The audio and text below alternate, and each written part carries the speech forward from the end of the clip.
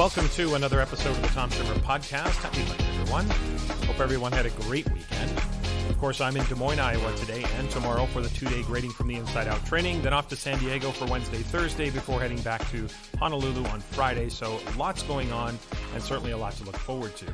Again, a reminder, there is still time to register for the other upcoming events this spring. Grading from the Inside Out Virtual training will be April 5th and 12th. I'll be in San Antonio face-to-face April 25th and 26th. Standards-based learning in action 2-day training will be 2 days after that, so 27th and 28th of April. So 4 days in San Antonio is always a good thing. If you're looking for a summer conference this coming July, the annual conference on assessment and grading will be in Austin, Texas, July 18th to 20th. So if you're looking for a summer conference, along with myself, the conference will feature Cassandra Erkins, Angie Fries, Garnet Hillman, Tony Reibel, Mandy Stalitz, and Katie White. Many past guests on the podcast, of course, and some future ones as well. All of the information for those events can be found on the Solution Tree website. I'll have links in the show notes for them so you can find your way there. Okay, as always, thanks for tuning in again this week. A big welcome to any new listeners joining in for the first time, and a big thank you to longtime listeners. I appreciate all of you. This week, my guest is author and education leader Jimmy Casas. He is the author of the book Culturize, which I proceed to mispronounce several times during our conversation, but that is going to be the focus of our conversation today. And in Assessment Corner, I'm going to talk about a question I get a lot, and that is, Tom, how many questions should I have on a summative assessment? So that's today's plan. Let's get to it.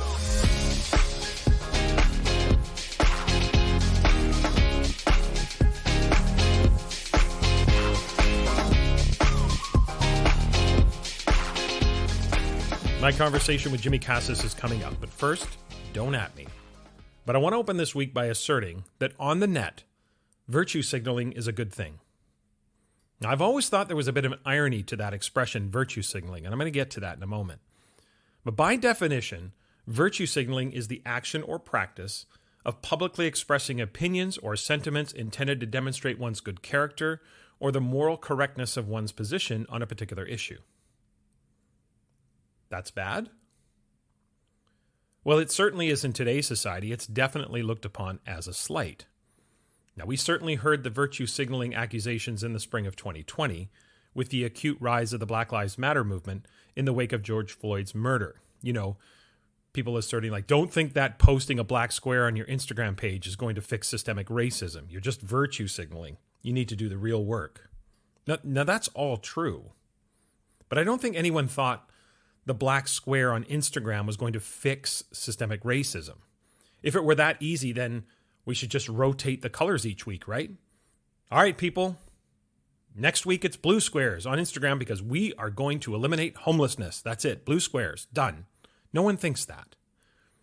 But isn't doing something better than nothing? Isn't signaling that you're with a cause better than not signaling that you're with a cause? Why criticize people for doing something? I think there are only two reasons why someone would hurl the virtue signaling accusation as a disparaging comment toward you. First, the first reason, they're doing more than you about a particular issue. So they want to make sure that you understand that between the two of us, I'm the one that's really doing the work. I'm the one that's really committed to the cause. Your little gesture is meaningless compared to what I do. Isn't that a little ironic?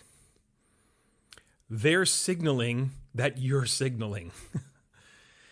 So they're doing more than you. The second reason someone would criticize you, virtual signaling or whatever, is that they're doing less than you about a particular issue. So rather than rise even to your level of action, they dismiss your efforts as nothing more than a performative exercise designed to draw attention. Now, this is a convenient way to justify their inaction, right? They just pull people down to their level rather than raise their game. Oh, you're just virtue signaling. That's no big deal. There is no doubt a cynical side to virtue signaling, for sure. But it would be my contention that on the net, it's a good thing. Again, not all good, but on the net, I'd rather be accused of virtue signaling than inaction. Now, I thought I might be in the minority on this, so I did a little bit of a search on the internet to see if I could find an article or anybody else that was sort of talking about this, anyone else who shared my thinking, and I found an essay written by Geoffrey Miller.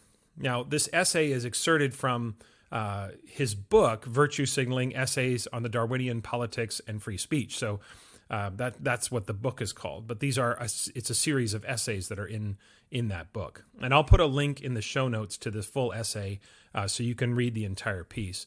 But here's how Miller opens the piece. And I think this is spot on. He says, we all virtue signal. I virtue signal, you virtue signal, we virtue signal. And those guys over there, in that political tribe we don't like, they especially virtue signal, just as they believe that we do. Let's not pretend otherwise, Miller writes. We are humans, and humans love to show off our moral virtues, ethical principles, religious convictions, political attitudes, and lifestyle choices to other humans. We have virtue signaled ever since prehistoric big game hunters shared meat with the hungry folks in their clan, or cared for kids who weren't their own. Our descendants will continue to virtue signal to each other in Mars colonies and on spaceships heading for other star systems. As humans colonize the galaxy, virtue signaling will colonize the galaxy. That's how he opens the piece. And he's right. We all do it. Just look at social media and examine how many times people are signaling that they really get it.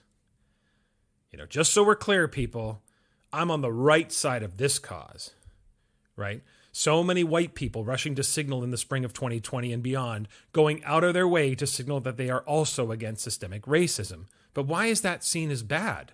That's a good thing, right? It's for sure not enough, but why criticize that? Why not say that's a good first step? I mean, think about that as you listen to more from Geoffrey Miller in this essay. And what I've done here is I've kind of synthesized different parts of the essay. So again, follow the link in the show notes to read the entire piece. But here's some of the things that he writes about in the piece.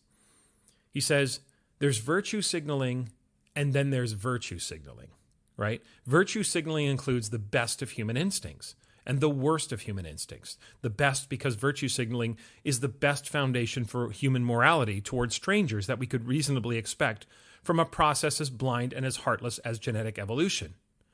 Yet virtue signaling can also be the worst of human instincts. It drives most of partisan politics, especially on social media. It drives the demands to censor, fire, cancel, or ostracize people who express wrong opinions.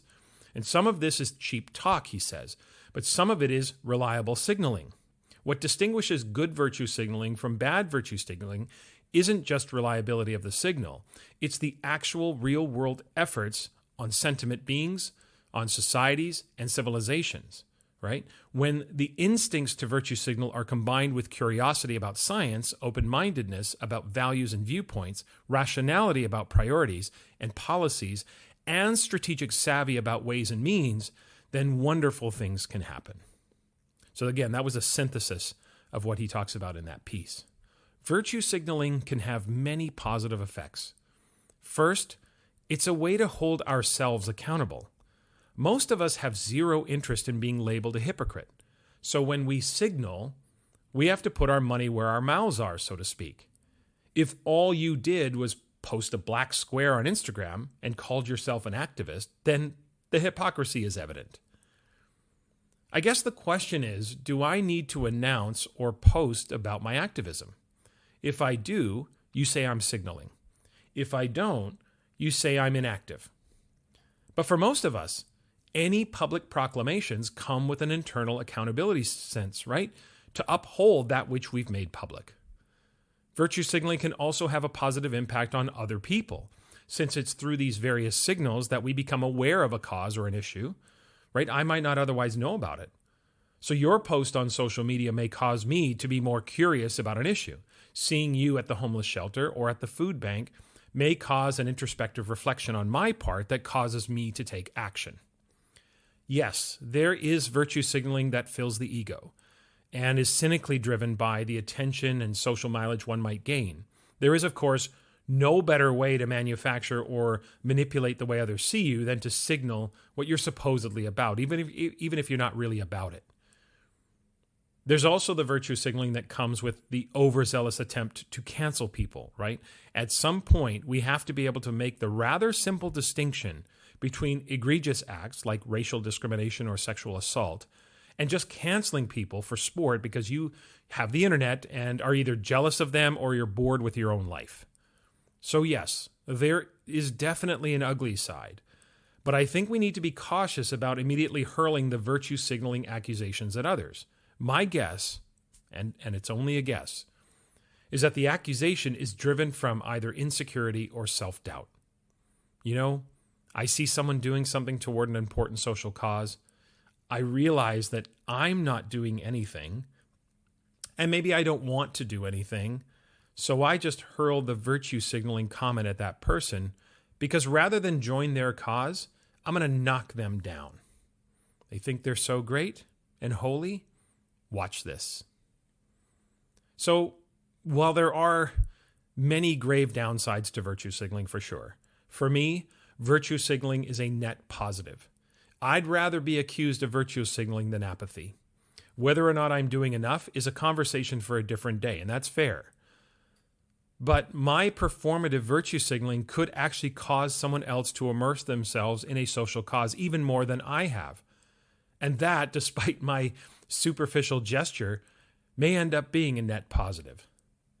So for me, throwing shade at someone by accusing them of virtue signaling is very low on the priority list. Instead of trying to shame them, how about we use a little finesse to help others come to the realization that there's even more that they could do? We all think our causes are the most important causes, but honestly, there are too many causes for one to be on fire about all of them. We have to choose where we put our energy. So the fact that someone has given even a little of their time, a little of their energy, and a little of their attention to any cause is a win in my book.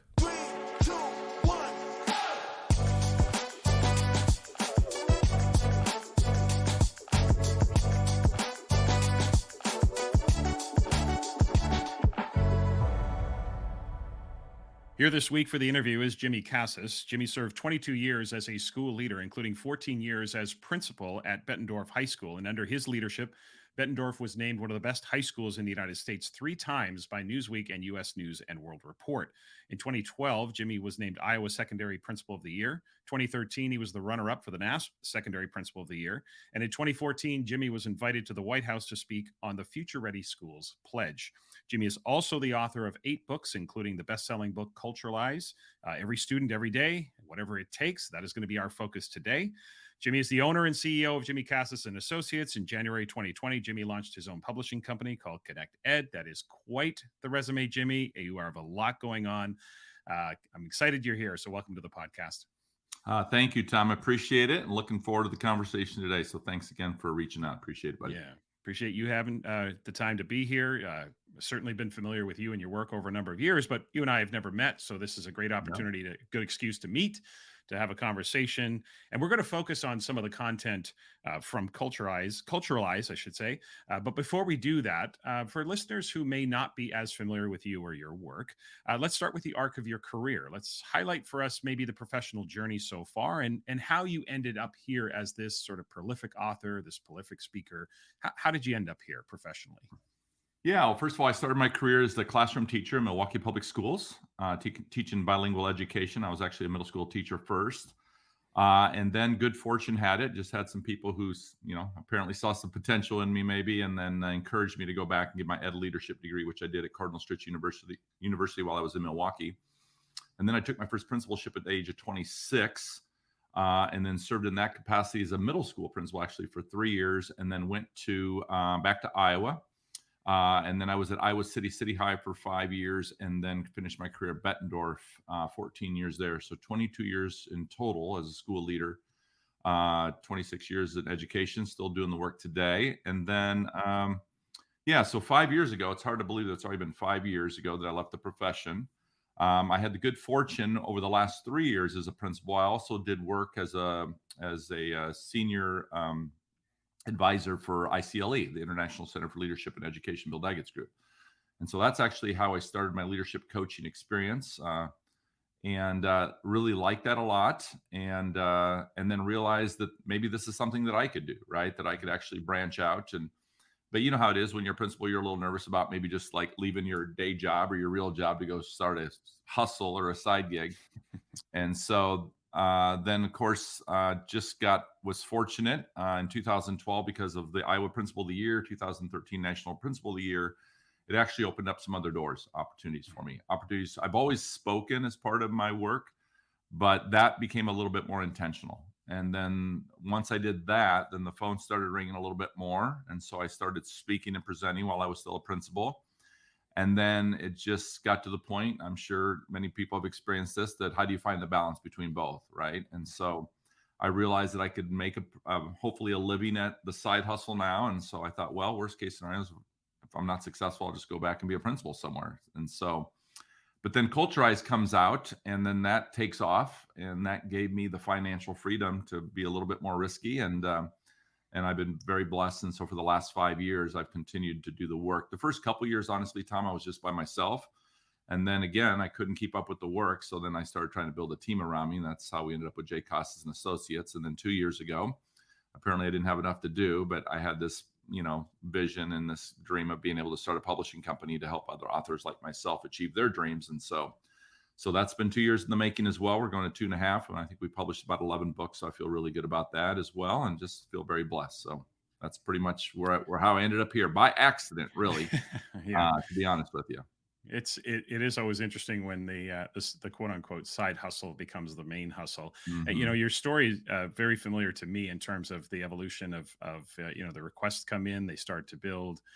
Next thing you know, you're having to say no more than you say yes, and you start to wonder whether it's possible to Mhm. turn again the side hustle into the main hustle. And certainly that's something that's, it's like you say, if it doesn't work out, then certainly I can go back and work in the school system. And Right. you really are just risking professional pride and ego, I suppose, because you're credentialed, you have your experience and all of those things. I'm Mhm. wondering, Jimmy, as you think about your own school experience as a student, and as you went and became an educator, I'm convinced that every educator models themselves somewhat over at least one teacher they had in the past. So as you think about, who you are as an educator today, is there someone from your past, a teacher you had in elementary school, middle school, high school, college, it doesn't matter, but is there somebody that you model yourself after? Is there somebody that inspires you, the way that you kind of go about your business, that you kind of mimic, or not mimic, but I Mhm. suppose just model yourself after? Is there someone from your Yeah. past like that? Yeah, I would say there's probably 3 groups, to be honest with you, Tom. I think I always start, when I think about that, I think back to honestly, my elementary school years. I was blessed to have a kindergarten teacher, first grade teacher, second grade teacher, and really a fifth grade teacher who really I love going to school because I love them, to be honest with you. I mean, I just Mhm. think they made me feel really important. I think they loved me, and that's I appreciate that, and I've always remembered that, right? And so those people are still very dear to my heart, even today, as they're retired today, and they're all living, and I know them all well, and we follow each other on social media and all those types of things. So Right. that's certainly an impact. I didn't have a good middle school experience, to be honest with you. As a high school experience, it was okay, to be honest with you. But that one individual would probably be my assistant principal, Kelly Morgan, who I talk about in Culturize. Right, there's a Yeah. true champion. Right, there's a person who really had every reason to quit on me, to resent me, to get just exhausted of me because I gave him every reason, and yet he wouldn't quit on me, right? Which eventually turned into one of my core value, definitions of being a champion for kids. And Mhm. and so definitely he's somebody I hold dear to my heart. Still a good friend of mine today. I love going back home and seeing him and golfing with him, and just a great man in my opinion. And then even Dr. Dan Donder, who was one of my professional mentors, who I catch myself emulating him sometimes, whether it's him or Lucia Murtaugh or Bill Andrikopoulos. These people that were very instrumental in my career professional growth, right, are people that I still continue to look up to today. So That's I think that's rare that you are like so many of us have just lost touch with teachers we've had, or principals or assistant principals, et cetera. And the fact that you're connected to so many of the educators from your past must be it must be unique for you to have that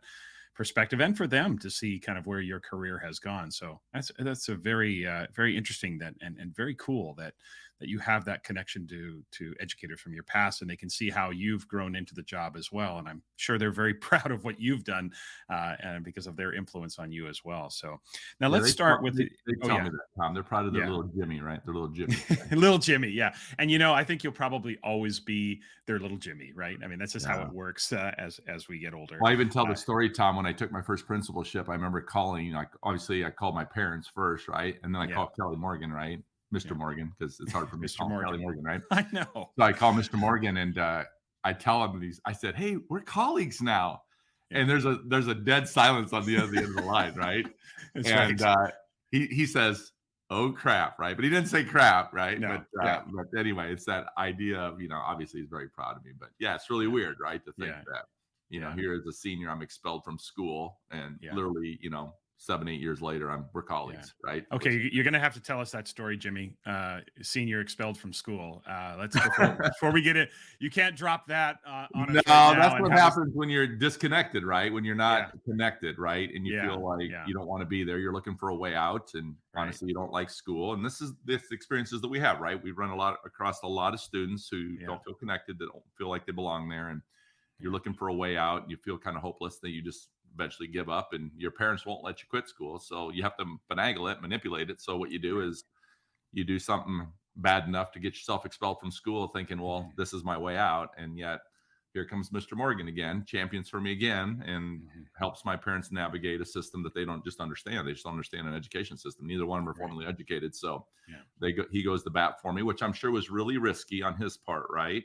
To do that, and to go advocate to the board to say, hey, this young boy needs to be in school, right? I know he did something not good, but he needs to be in school, and here's why, and then gets me back, right? And so that's a great man right there, right? So I'm trying to imagine the conversation. Hey, Mr. Morgan, do you not understand what I'm trying to do here? Will you cut that out? Stop advocating for me. No, it's more being in his office, just bawling my head off, just saying, just let me go. I hate being here, right? That's right. I have a plan here, Mr. Morgan. It's so funny too. It's so funny how we can't, and I've experienced this on the other end. I'm sure you have as well. I've met with former students of mine who are full adults now, working as teachers, and they still call me Mr. Shimmer. I'm like, it's okay, you can call me Tom, and they have a hard time doing that. It's so ingrained in us. So I think we could tell those stories forever. I know, Mr. Morgan. There's no way to get around that. So let's dig into the content now. Let's talk about school culture. I think everyone, and certainly by everyone I mean teachers, administrators, families, students. Everyone knows that developing a positive, supportive school culture is essential to maximizing the opportunity each and every learner has to reach their potential. But my question is, how do we know that we've developed that kind of school culture? How do we measure it?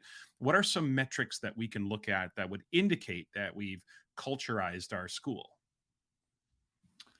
Yeah, I mean, I think, that's always going to be a challenge, right? When you start looking at like qualitative data versus quantitative data, like how do you actually measure it, and how do you even know what it is actually attributed to, right? I think that's the challenge for all of us. And so one thing when I look at school culture, Tom, first of all, I just look at the way people behave in the organization. So that's how I look at it in my head, first of all. Constantly I get people, hey, Jimmy, what's one thing that I can do to impact my culture right away in a positive way? And I could answer that question many ways, but one thing I always tell them is you're already seeing it wrong. You're trying to identify one thing, and it's not one thing, it's everything, right? It's everything we do. But start with the way and looking at how people behave. How are you behaving, and how are people in the organization behaving, right?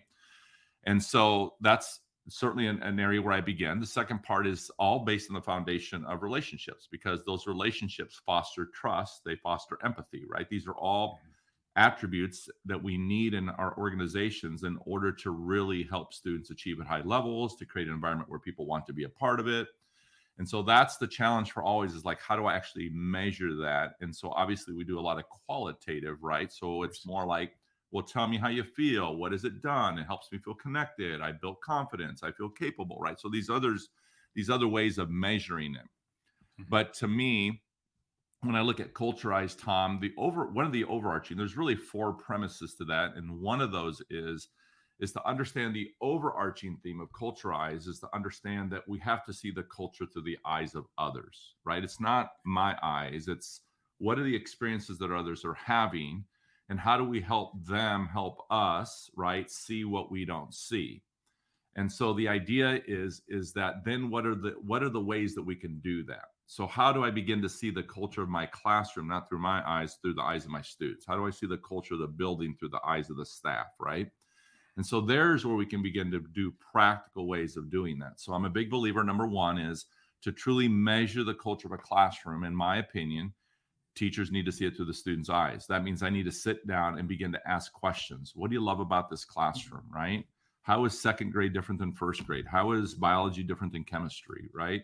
How is, what is one way that, why do you look forward to coming to class?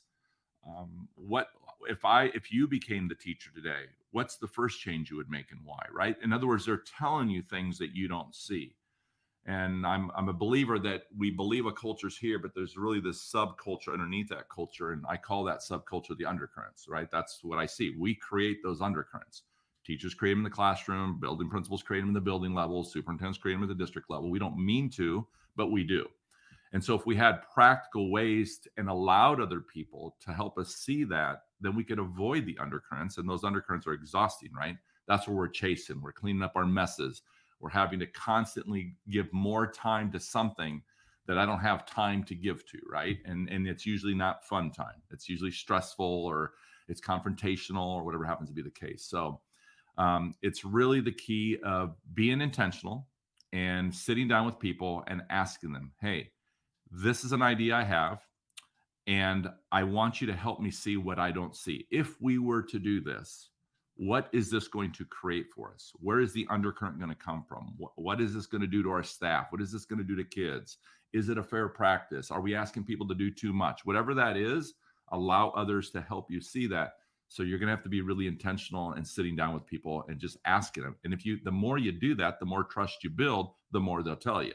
If they hesitate to tell you, well, then we really haven't built those relationships, right? Enough for them to trust us to tell us. And so all these are interconnected. It's not one thing, it's many things. Yeah, there's certainly no way to spreadsheet your way to measuring culture, but certainly it's important to know that to seek the information, right? So that Absolutely. you can gauge where people are and what they're thinking, because otherwise, I mean, that undercurrent, as you say, it exists in the school, it exists in the classroom, it exists everywhere throughout the school. We have to access it and try to access it in an authentic way that allows that trust and that relationship to grow, so that you do get that honesty, so that you can address some of the issues that might be festering. Because what is the opposite of that if we don't address, like from your perspective, if we don't do that, what are some of the major concerns that we should have about not seeking that information? Do we just get a false sense of what our school is like? Do we have, resentment building? What for you are the ramifications of not seeking an understanding of those undercurrents? Yeah, immediately people feel they don't have a voice, right? They're not Right. invested, right? We start Right. unintentionally creating a culture of compliance, right? That's not good. Mhm. Now Right. people are doing it because, well, I have to, because if I don't, there's going to be some sort of retribution, or it's going to be my evaluation, or the principal's going to try to get rid of me. And so Right. that all starts impacting morale, right? And so now we just have these constant negative undercurrents run through organizations. And I know Yeah. you've experienced it. I know you're in schools all the time. I know you hear the Yeah. complaints, right? hmm Those are the undercurrents, but the principal's not trying to create those undercurrents, right? They just don't see it. They don't have a process to even understand where the undercurrents are at. And that's why it's important that we foster those relationships, that we're intentional in that. But we have to give people our time, right? To be a champion means, number one, do not quit on your people, whether it's your students or your staff. That means you got to be fair to them. You got to treat them with dignity, with respect, with compassion, with empathy. People want to be great. You got to believe that. That's core principle number 4. Right. But also in core principle number 1, to be a champion means you got to be intentional in giving your time to others. I think it's one of the most precious commodities that we can give to others. My gift of time to you means I care. I care enough to come seek you out. I care enough to ask, and I care enough to invest time to help and support you and guide you and be there for you, or whatever it happens to be. But at the end of the day, oftentimes we are waiting for something to happen before we go invest our time. And sometimes it's a little late. So if we can already predict, see the undercurrent that we have a staff member who is struggling or is negative or is perceived to be toxic, right? We've labeled these people. Well, then I better invest more time on the front end to build a relationship. So when something does happen, that isn't my first interaction with this person, whether that's a teacher, whether that's a parent or a family, or whether it's a student. And if I can do that as a school leader, then I'm modeling really good practices for our teachers to do the same thing. Don't wait for an issue to contact a parent. Contact a parent and start building a relationship, knowing that at some point you will have an issue, probably. And that should not be our first interaction. Absolutely. That's that idea of the proactive communication and just sort of getting connected, so that when you have to make those phone calls, and it is when, not necessarily if, you will Correct. at some point. You will at some point. That's right. That's right.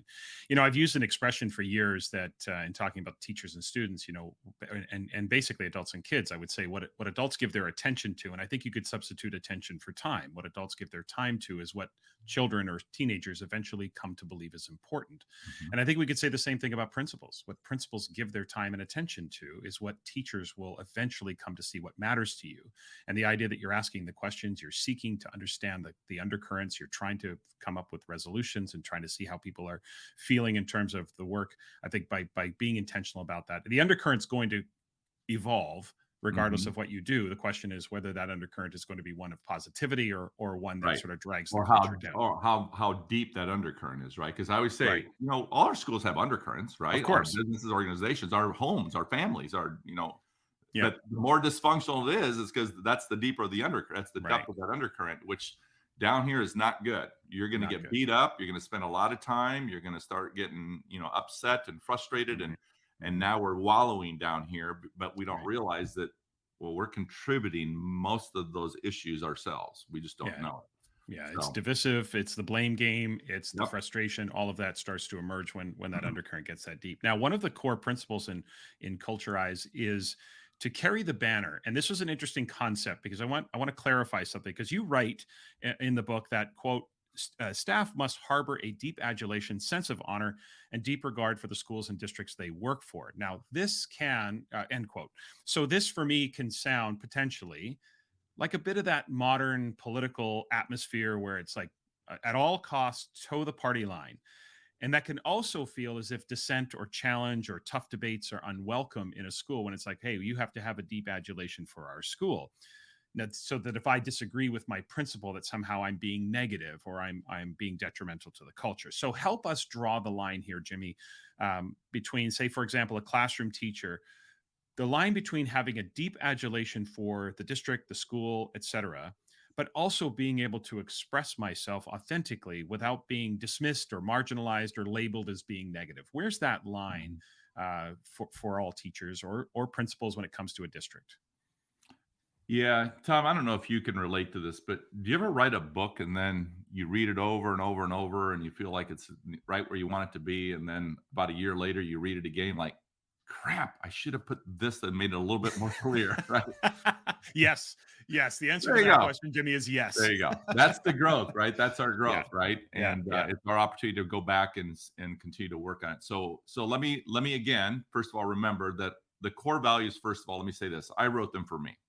Yeah. It was my way of holding me accountable to be more of an effective leader. That's how this started, right? Okay. Number two, that the core values all interrelate, right? It's a framework for me. So when I have to deal with an issue or have to go work with a student or a family, or even in my own personal relationships, I can quickly go to a core value and I'll frame it up differently, which hopefully means that I respond more appropriately in a more compassionate, effective way that gets me a better result. Okay. So that's where I kind of start with this. Yeah. Carry the banner has a meaning. And in the book, I didn't go deep enough to really explain, and I didn't realize this until later, but it's fine. I mean, I still talk about it all the time, so I just do it now. So number one is, yes, it means to be a positive voice. It means I need to carry the banner for my school, my principal, my students, my family, my faculty, whatever. So I'm going to be a positive voice in that.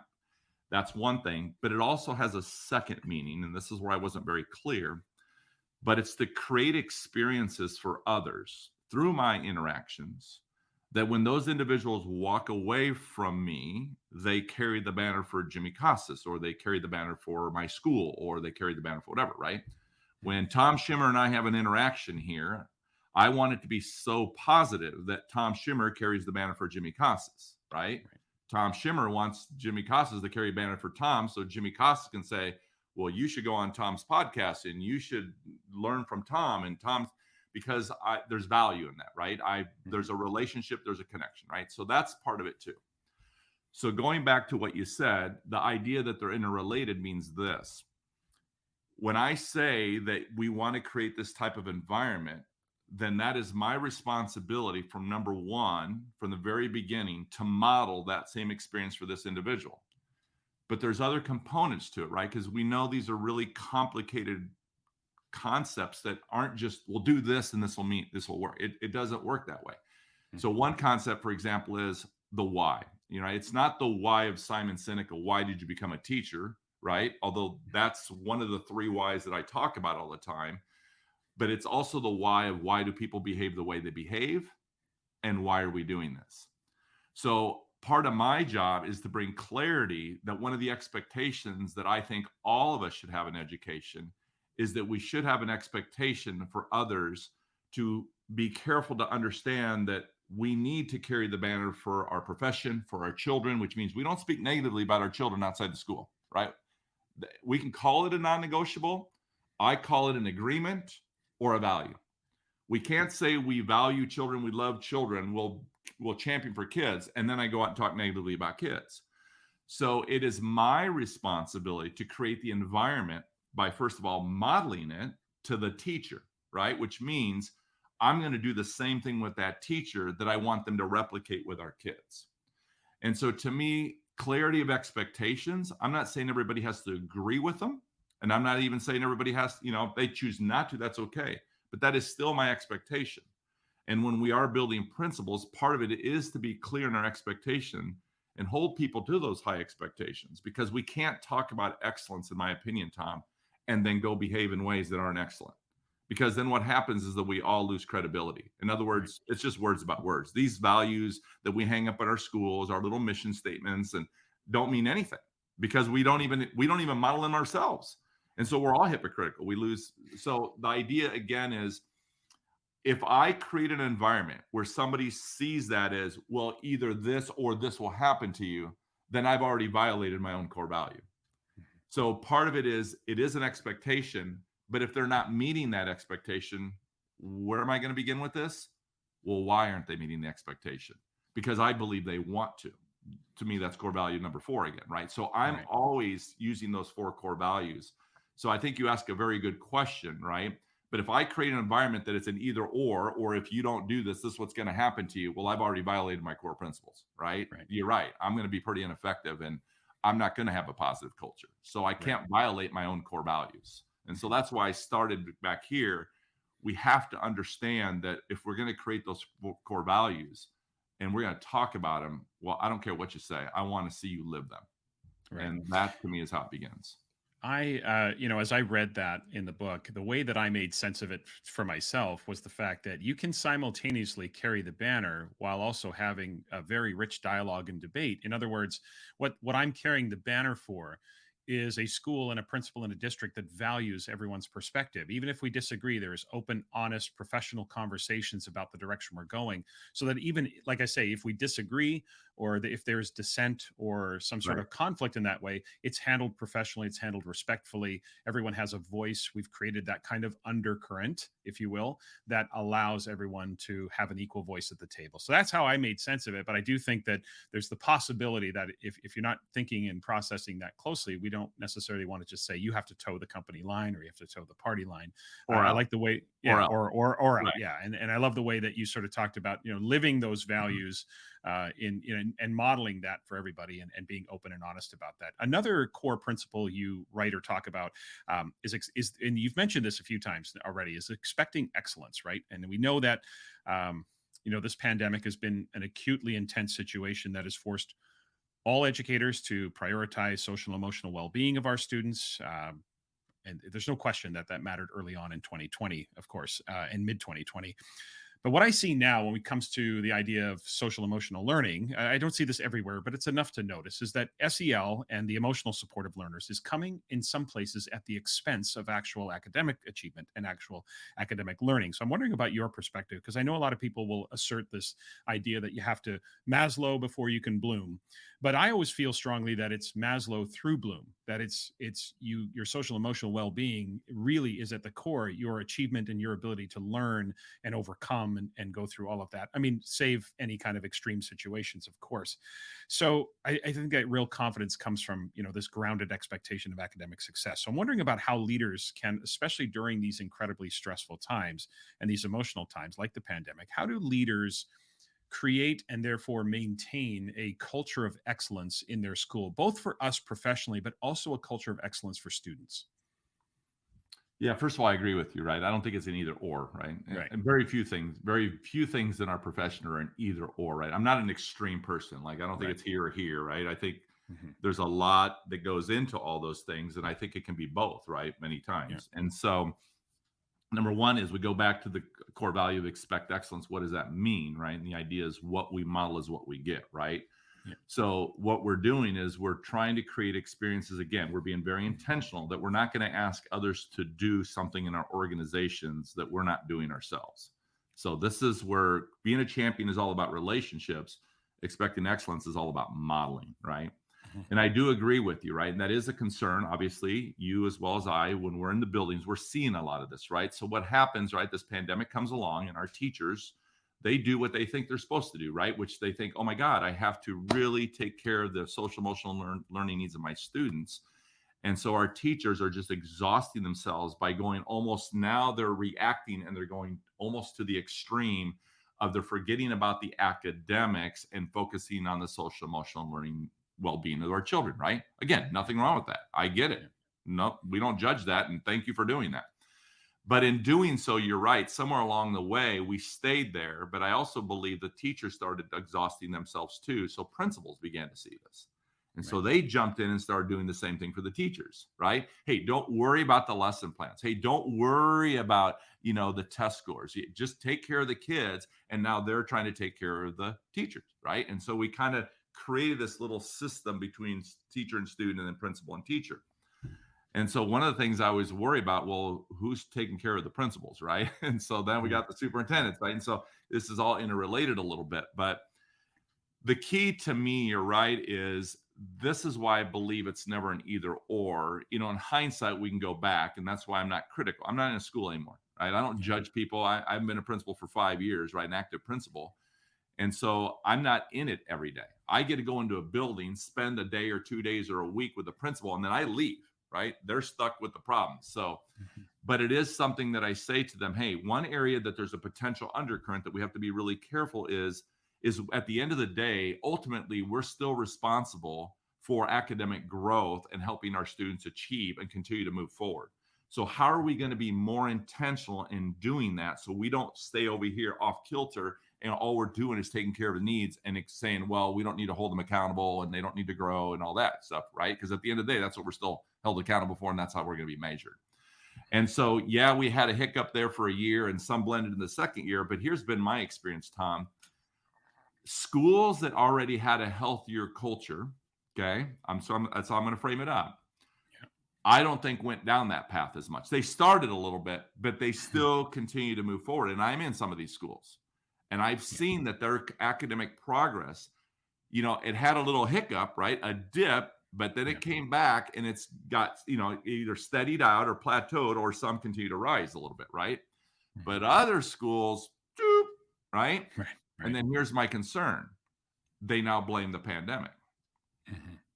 And that's what I get concerned about. That no, that's a pretty easy cop out for us, because now we don't have to hold ourselves accountable for any of this. No, this is why culture is so critical to the work that we do in our schools.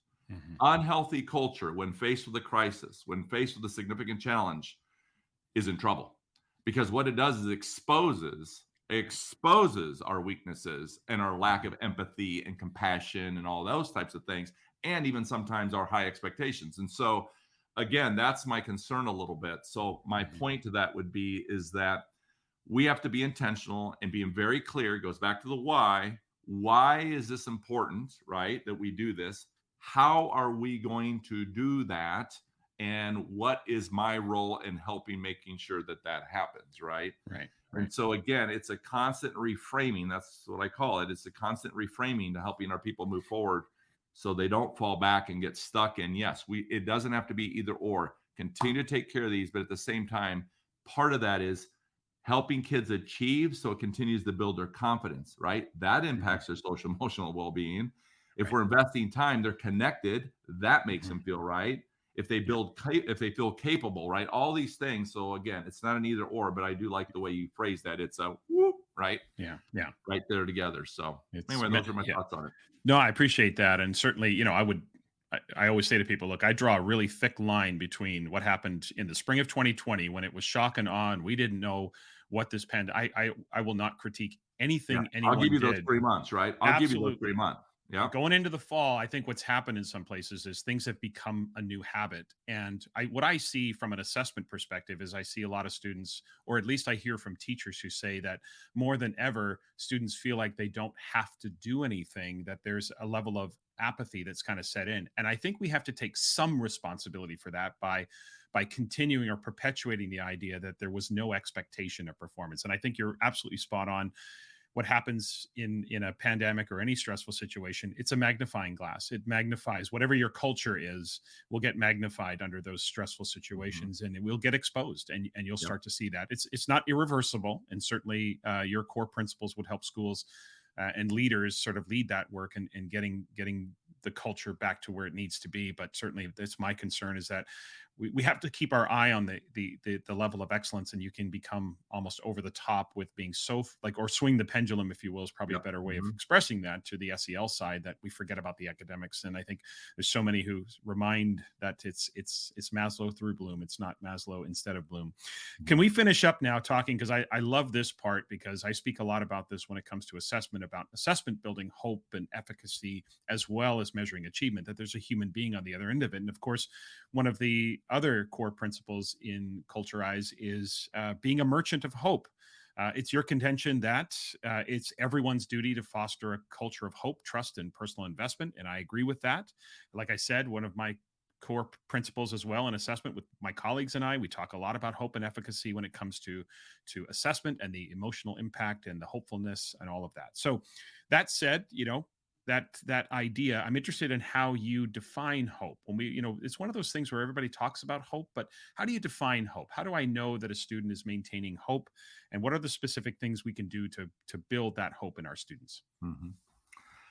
Well, first of all, again, to be a merchant of hope, for me, the way I defined it was 2 ways. Number one is that everybody deserves to be a part of something great, right? Everybody deserves to have those opportunities, to have those experiences. And even more so, how do we create an environment where everybody has an opportunity to actually leave their legacy in some capacity, right? In other words, to leave their impact. I think we all went into the profession, Tom. I mean, I'm not sure that I'm sure there's some exceptions somewhere, but for the most part, I think most of us went in the profession because we wanted to make a difference. We wanted to make an impact. We believed, right? We believed that we had something to offer that could help others. Right. Many of us had that service mentality, right? That servant leadership mentality. And so the idea is everywhere I go, especially right now, I can go into some states and they're given transformational grants, right? To transform teaching and transform learning, to transform grading, right? Whatever it happens to be the case. But the problem is, in my opinion, is we're talking again about transforming these ideas, but yet I run across people who haven't transformed this. In other words, I don't really think they believe they can do it, right? They don't believe every kid can do it. That's for sure. I hear this all the time, right? You do too, I'm sure. Yeah. But we also do the same thing to adults. So I'm a big believer, first of all, you got to transform this. You got to believe that you can actually make a difference. You got to believe that. And I talk a lot about going back to the interview chair, right? You go back and sit in that interview chair and you tell me what you said when you sat in that interview chair. I'll tell you what you said. That you believe in all kids. You believe all kids could learn, right? You talked about how you want to make a difference. You talked about how you would never quit on kids. You talked about why you became a teacher. And now here we are 2 years, 5 years, 7, 12, 24, 34 years later. And our conversation in that interview, right? What we talked about, what we believed in, our behaviors today don't mirror that anymore, right? And the question is why? I don't know, but that's going back to those 3 whys. That's where I always stay as one of my frameworks is I'm always wondering, well, what happened to them? Why? Why don't they believe this anymore? And how do we get people to go back to that interview chair? Because I think that's the real person. That's where I believe that core value number 4 says, no, Jimmy, everybody wants to be great. They sat in that interview chair. They wanted to make a difference. So what has happened to them? And this is personal for me because I too lost my way, right? I became that person I never wanted to become, right? I became a little resentful, not really believing that all kids could do it, right? Taking it personally. Yeah. And so I became someone I never wanted to become. So that core value for me was for me personally, but also to remind me that, Jimmy, don't judge these people. You became the same person. So inside that person is somebody who really wants to be great. You have to give them the hope that they can find themselves out. And so one of my charges was, Jimmy, you got yourself out. Or with the help of others, help these people get out, because that will inspire you to believe that you can do it with everybody. And that's why I say these aren't perfect formulas, Tom. And I'm very transparent about that. Hey, nothing is perfect in this world. There's no guarantees. But I will say this, that if you begin to see it through a different lens and you change you, in other words, this is about you becoming a better version of you, you change the way you approach this, you change that, you will get a better result. You will get a better result. Mm-hmm. And I do believe that. And I can almost guarantee that in every case. And so the idea is to believe that everybody wants to be great, but I'm also not a magician. It's not my job to save people and it's my job to reflect on my own behavior, bring my best version to this individual and be all in. And I may not make a difference and they still may not get to where I want them to get to, but it isn't because I didn't believe that they could. Right. And that's how we have to see it. In other words, an easy example is this. Don't tell me you're going to go talk to this student or this teacher, but it ain't going to make a difference, Jimmy. I'll go talk to them, but I'm telling you, it ain't going to make a difference. That's just the way this teacher is. That's the way this kid is. That's the way this family is. Yeah. Well, then don't go talk to them because it's hypocritical. It's disingenuous. Believe it. Believe it first, because if you don't, they'll know it right away. Yeah. And so to me, hope is about believing in others. It's not necessarily define it, but believing that others want to be better and want to be great because at some point they did. Right. And so how do we help them find that back again? How do we help them become better versions of themselves? So that's how that mindset is so powerful. I think one of the most lethal expressions in education is, you don't understand, Jimmy, our kids can't do that. That is an absolute, because if you say that, they probably won't. And our collective ability to help all learners reach high levels of intellectual performance, social competence, all of that, it starts with our mindset, mentality. That doesn't guarantee, as you say, it's not a magic trick. Sure. It's not a guarantee, but at least we have to operate under that principle. That's right. I really appreciate that. 2 questions left as we finish up here today, Jimmy. These are 2 questions I ask everyone who comes on the podcast. Here's the first one, and you could take this in any direction you want to go, but the question is simply, educationally speaking, what keeps you up at night? Well, heartburn. Educationally really speaking, honest. Jimmy. Yeah, educationally speaking, not not not the stages of life. I forgot about that part. Old age. Old age. That's right. Blurry vision. I don't know. What are we talking about? I don't know if it keeps me up at night, but certainly worries, right? And right now, it's what's happening, nationally across. So here's what I'd say. Again, I don't expect people to agree with me, right? These are just my personal opinions on things. Sure, but of course. Number one is I would say this, as I think our profession has always struggled with a little bit of a stigma, is that I feel like our profession has never felt valued enough, that we've never been paid enough, that people don't appreciate us enough, right? And we always had this bond between us that we felt like the outside was not respecting us as profession, right? Mm-hmm. And we saw this little turn here at the pandemic where parents started realizing, oh my God, I have no idea. I want these kids to go back to school because I can't deal with this. I don't know how you do it, right? And then we saw it turn again, right? Where it turned again. And this is just crazy, right? Yeah. My thing that bothers me now, probably more than anything, is I do worry about our profession overall. What's the long-term impact and what's the recovery time for people to take pride in wanting to become an educator, to be a teacher, to be a principal? And part of the issue I see now that worries me, in the past, maybe not as bad, but now with social media and everything and the influence that people do have, I do worry about our profession. If we continue to complain about how terrible this profession is and how we're underpaid and how no one appreciates us, and we continue to share that narrative, then I wonder who's going to want to be a teacher, Tom. Yeah. I wonder who's going to want to be a principal. And I think we have to be really careful about that. And I think we can still say, hey, these are some things, concerns, and here's what we're working on. But I feel like we've gone so far to the extreme of, I mean, if I see one more post about somebody crying themselves to sleep tonight because they're so exhausted and because no one appreciates, I mean, no one's going to want to become a teacher. And I think we're already seeing this, right? We've already seen the reports coming out from different universities about the number of students going into the education profession, almost 50% reduction in the last 10 years. And that scares me. And this pandemic has not helped, because I do think people now, and I get it, I think this is what people are feeling. I believe that. I think it's real. All I'm saying is quit sharing that with the world, because I don't sure how we convince our next generation to go, come do this job, Right. when that's the narrative we keep sharing. So that's what I would say worries me.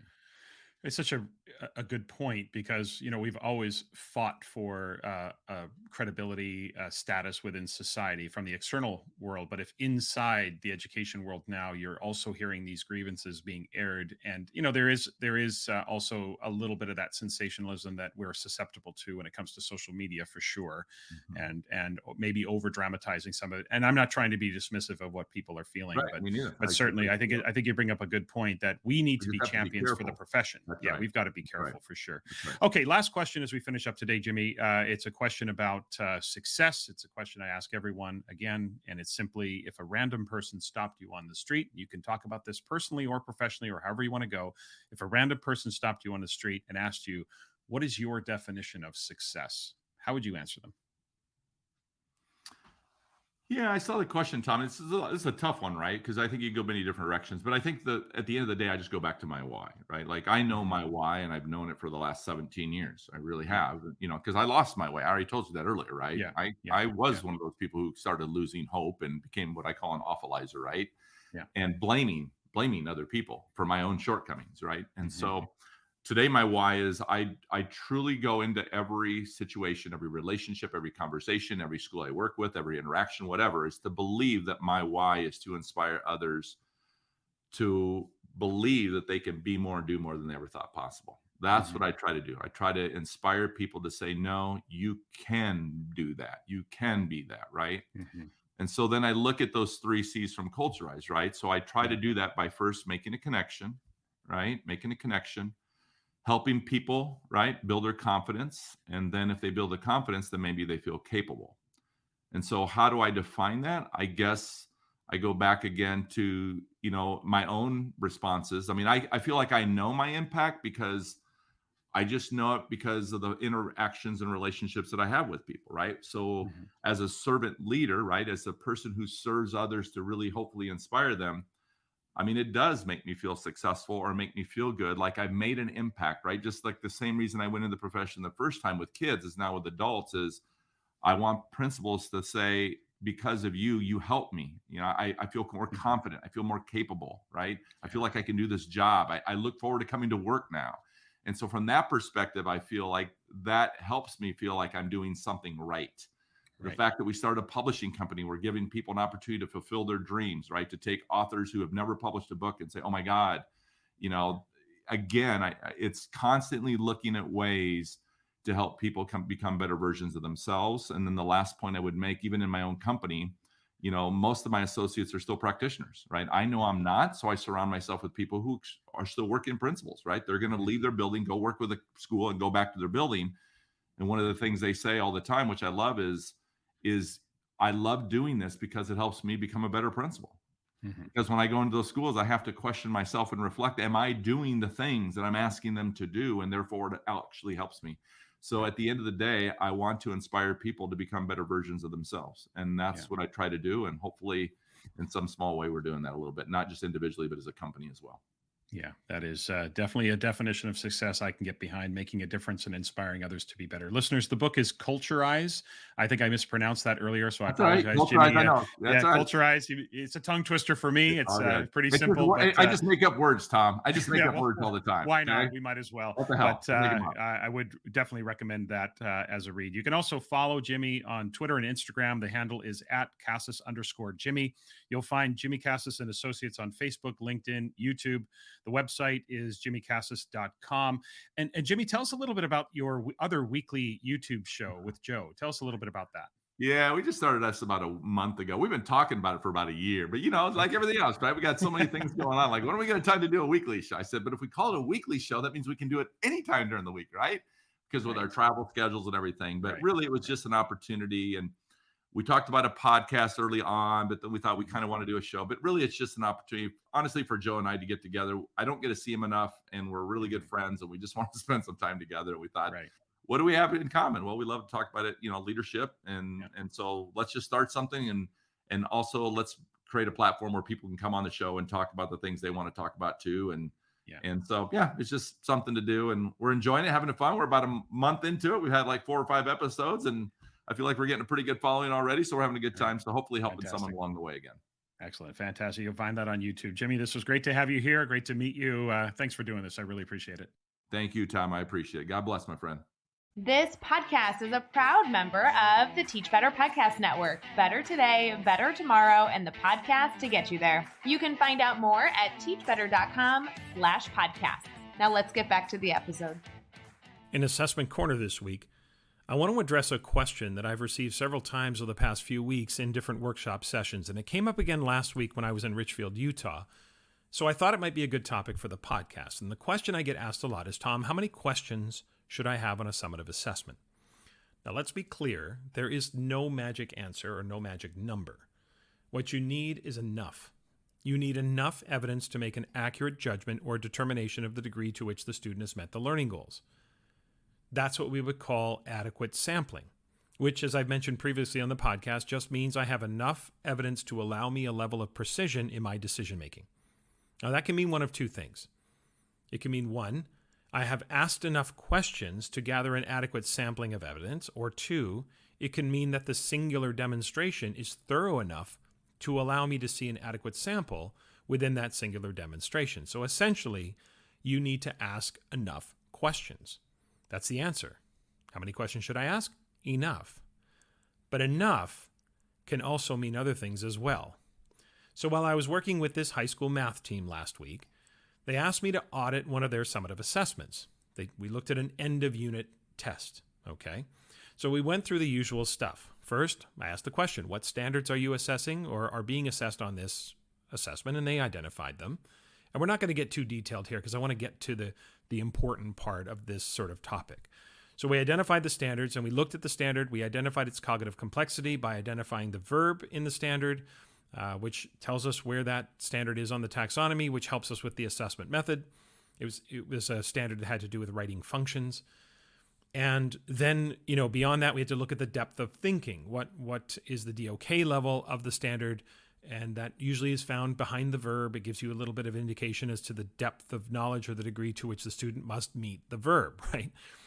So then we looked at the assessment and we asked, are there any questions on this assessment that assess less than the full cognitive complexity of the standard? Now, to be clear, this is a standards-based end-of-unit assessment. There's nothing wrong with assessing less than the standards because, as I mentioned last week, you can't teach without assessment. But the mixing of both standards and targets on the same end-of-unit assessment can actually make determining proficiency a little more challenging. Now, I always use, of course, the recipe analogy. Are you assessing the ingredients or the meal or a little bit of both?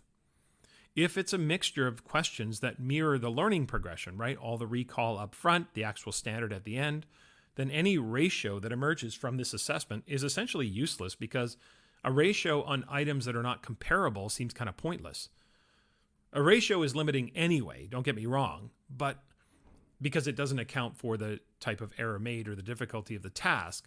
But the ratio can mean a little bit more if the questions or the task at least are comparable.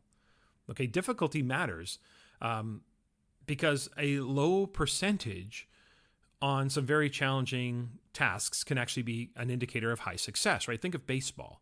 If you hit 300 for a decently long major league career, you're probably going to be a Hall of Famer, and that's a 30% success rate. So a low percentage on a very difficult task can actually be successful. So I'm not advocating percentages here, but again, at least if you're going to use percentages, the questions need to be comparable, or the ratio to me is kind of useless. Anyway, so we're going through the assessment, and I asked the question, do you think you have enough questions or enough evidence on this assessment to make an accurate judgment? And what followed is really the point of why I brought this to the podcast this week. Two of the teachers, and I have to say the rest of the group confirmed this through sort of nonverbal nods and communication. The rest agreed. They said that they used the test along with what they had seen in class. And I pressed them further on that. And they said that they have students practice the standard in class and that they interact with individuals asking questions. They interact with the group. So they really have already seen the students in class demonstrate degrees of understanding of the standard. They said, and this is word for word, they said, we kind of already know where they are before the assessment. I love that. Now, my response to them was this. Well, if that's true, then the end of unit assessment is just an assessment designed to confirm what you already suspect or know. Again, just confirm what you already suspect or know. And then I asked them this. So you're telling me that if you were unable to give this end of unit test, you would still be able to determine each student's level of understanding or proficiency based on what you had already seen in class so far? And they all answered in the affirmative. They all answered yes. 4 levels. Does the student have a deep understanding, a competent understanding, a partial understanding, or are they still a novice? Remember what Leanne Young said on the podcast back in April of 2021. Formality is not akin to validity. Evidence is evidence. Length is so overrated when it comes to assessment and is actually a distraction sometimes to what is effective. Tests don't need to be long. You need enough evidence to make an accurate judgment, but the key is to realize that at the end of the unit, your judgments are not starting from scratch. You have seen them demonstrate in class. You've heard them talk about their learning. They've asked you questions. They've answered questions. You have evidence. So that, along with the fact that if our focus is on grade determination and not grade calculation, then every interaction you have with your students contributes to your understanding of the overall picture. So the question really isn't how many questions. Well, look, I mean, to some degree it is. I get that. But think of it this way. Start by thinking to yourself, what evidence of meeting the standard in its totality do I have so far? Okay, remember the distinction between targets and standards, the ingredients versus the meal. And this is where you need to be pretty tight and pretty tough on yourself and your assessments, okay? A meal is when the ingredients are combined. Having a collection of ingredients is not the meal. So it's not a collection of targets. It's actually when the targets are all put together into the standard. Okay, so what evidence do I have so far? And then I design the summative assessment to fill in what I consider to be missing or just one more opportunity for me to gather more evidence so I can make an accurate judgment, right? You've heard me say this many times before. Summative assessment does not have to be a thing. Summative assessment is a moment in time where the teacher considers the preponderance of evidence and then determines the degree to which the student has met the learning goals. So again, create a summative assessment that asks enough questions or provides enough evidence to confirm what you already suspect or know. 3, 2, 1,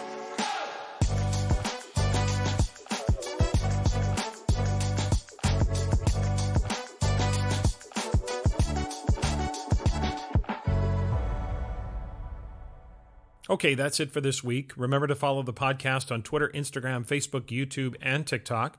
Also, please email the podcast, tomshimmerpod@gmail.com, if you've got questions for Assessment Corner or any suggestions you have for the podcast.